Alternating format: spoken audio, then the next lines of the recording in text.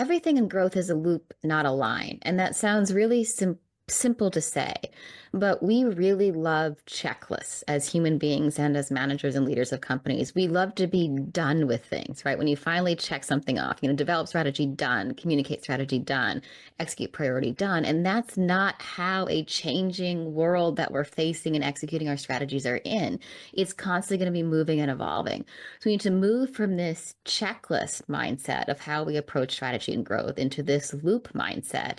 And there's a lot of power in doing that, right? So Survive, Reset, Thrive is a loop. And what happens, let's make it more practical, is you can be in thrive mode and everything can be going great. And there can be a shock to the system that sends you back to survive.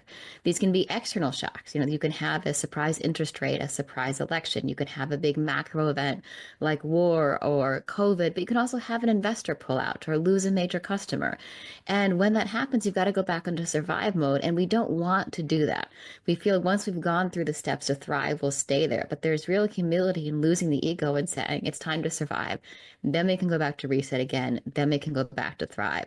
So we need to embrace this loop mentality to be able to grow through these different changes that we're facing as we're trying to lead our companies through this uncertainty.